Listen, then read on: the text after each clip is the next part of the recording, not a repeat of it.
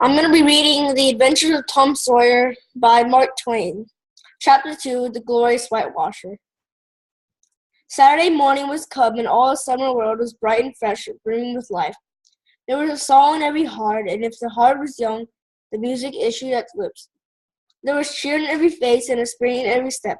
The locust trees were in bloom, and the fragrance of the blossoms filled the air. Cardiff Hill beyond the village and above it was green with vegetation, and it lay just far enough away to see the delectable land, dreamy, reposeful, and inviting. Tom appeared on the sidewalk with a bucket of whitewash and a long-handled brush, and he surveyed the fence, and all gladness left him. A deep melancholy settled upon his spirit. 30 yards of board fence, 9 feet high. Life to him seemed hollow, and existence but a burden. Sighing, he dipped his brush and passed it along the topmost plank, repeated the operation, did it again, and compared the insignificant whitewashed street with the far-reaching continent of the unwhitewashed fence, and sat down on the tree box to scourge. Jim came skipping out at the gate with a tin pail and singing buffalo gals. Bringing water from the town pump had always been hateful work in Tom's eyes, but now he did not shrink himself. He remembered that there was company at the pump.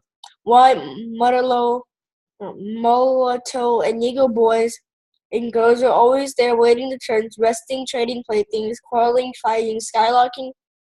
He remembered that although the pump was only 150 yards off, Jim never got back with a bucket of water under an hour, and even somebody generally had to go after him.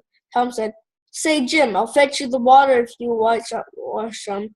Jim shook his head and said, "Can't, Mars Tom. Old mistress, she told me I gotta go get this water and not stop fooling around with anybody.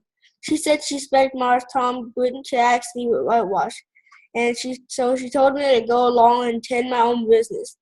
And she'd tend to my whitewashing." "Oh, never mind what she said.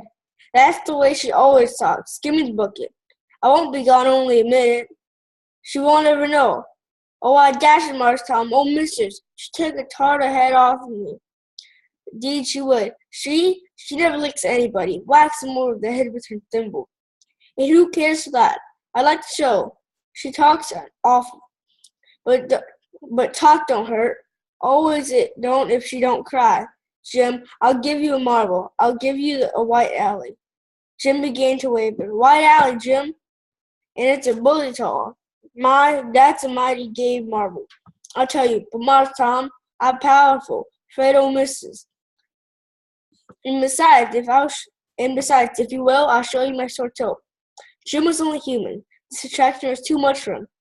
He put down his pail, took the white alley, and bent over the toe with absorbing interest. While the bandit was being unwound, with another moment he was flying down the street with his pail, tingling rare. Tom was whitewashing with vigor, and Aunt Polly was retiring from the field with a slipper in her hand, shy from the eye.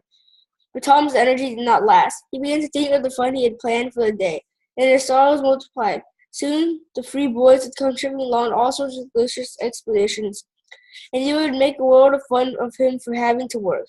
The very thought of him burnt like fire. He got out of the board and examined it. Bits of toys, marbles, and trash, enough to buy an exchange of work, maybe, but not half enough to buy so much half an hour of pure freedom. So he returned the straitened means to his pocket and gave up the idea of trying to buy the boys. At this dark and hopeless moment, an inspiration burst upon him, nothing less than a great magnificent inspiration. He took up his brush and went tranquilly to work. Ben Rogers hove in sight presently, the very boy of all boys whose ridicule he had been dreading. Ben's gait was at the hop, skip, and jump, proof enough that his heart was light and anticipation's high. He was eating an apple and giving long melodious whoop at intervals, followed by a deep-toned ding-dong, ding-dong-dong.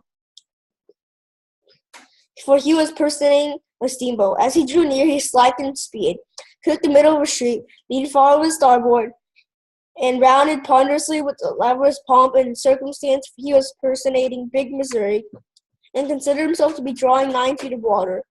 He was boat and captain, and engine bells combined, so he had imagined himself standing on his own hurricane deck, giving the orders and executing them. "Stop, pursuer," tingling, whatever. The headway ran almost out and drew up slowly towards the sidewalk. Ship her back, ting-ling-ling. His arms straightened, stiffened by his sides. Set her back on the starboard, ting-ling-ling, chow. Chow, wow, wows. His right hand, meantime, describing stately circles, first representing a 40-foot wheel. Let her go back to the larboard, ting-ling-ling, chow, chow, chow. The left hand began to describe circles. Stop the starboard, ting-ling-ling, stop the larboard. Come ahead to the starboard, stop her. Let her outside run, turn her over slow. Ting-ling-ling, chow, ow, ow. Get to the headline, lively now. Come out with the string line. What you're about there. Take a turn to stump in the bite of it. Stand on the stage. Now let her go. Done with the engine, sir. Ting-ling-ling. Shit, trying to gauge cogs. Tom went on whitewash and paid no attention to the steamboat. Ben stared a moment and said, "Hi, you're a stump, ain't you?" No answer. Tom surveyed the last touch of his eye at the artist. Then he gave his brush another gentle sweep and surveyed the result as before. Ben ranged alongside of him. Tom stopped water for the apple when he set to his work. Ben said, "Hello, old chap. You got to work, hey?" Tom made suddenly and said, "Why, it's you, Ben. I wasn't noticing. Say, going swimming I am. You wish you could, but of course you'd rather work, wouldn't you?" "Of course you would." Tom contemplated a boy and said, "What do you call work? Why, ain't that work?" Tom resumed whitewashing and answered carelessly, "Well, maybe it is, maybe it ain't. All I know is it suits Tom Sawyer." "Oh, come on. You don't mean to let it on like that, do you?" The brush continued to move. "Like it? Well, I don't see why I oughtn't to like it. Does a boy get a chance to whitewash a fence every day?" That put the thing in new light. Ben stopped nibbling his apple, and Tom swept his brush daintily back and forth, stepped back to note effect, added a touch here and there, criticized the effect again, and Ben, watching every move, getting more and more interested, more and more absorbed, presently said, "Say, Tom, let me whitewash a little."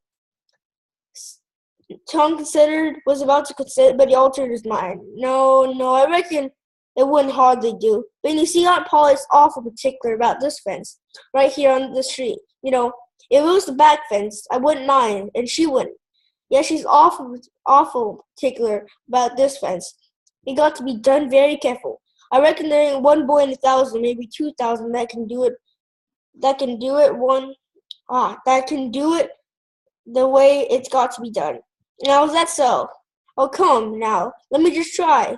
Only just little, I let you if you was me, Tom. Ben, I'd like to, honest Injun, but Aunt Polly, well, Jim wanted to do it, and she wouldn't let him. Sid wanted to do it, and she wouldn't let Sid. Now, you don't see how I'm fixed? If you was to tackle this fence and anything happened to it, oh, shucks, I'd be just as careful. Now, let me try. So I'll give you a quarter of my apple. Well, here, no, now don't. I'm afeard. I give you all of it.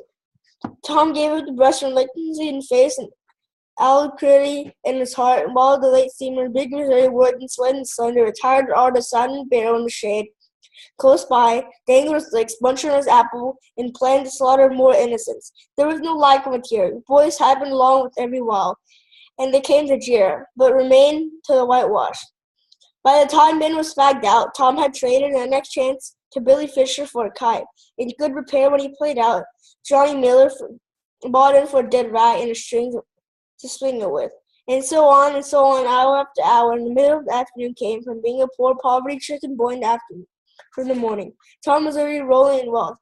He had, besides the things before mentioned, 12 marbles, part of the jeweler's heart, a piece of blue-bottled glass to look through a school cannon, a key that wouldn't unlock to anything, a fragment of chalk, a glass stopper of a decanter, a tin soldier, a couple of tadpoles, 6 firecrackers, a kitten with only one eye, a brass doorknob, a dog collar but no dog, a hand-over knife, 4 pieces of an orange peel, and a dilapidated old window sash.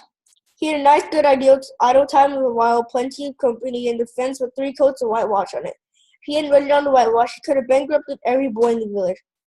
Tom said to himself that it was not such a hollow world. After all, he had discovered the great law of human action, without knowing it namelessly, that in order to make a man or boy convey anything, it is only necessary to make it difficult to obtain. If he had been a great and wise philosopher like the writer of his book, He now comprehended that work consists of whatever boys obliged to do, and play consists of whatever boys not obliged to do. And this would help him understand why constructing artificial flowers and performing a treadmill is work while rolling tenpins or climbing out blankets only amusement. They were both the gentlemen in England who drive 4-horse passenger coaches 20-30 miles of daily line in the summer because the privilege cost them considerable money.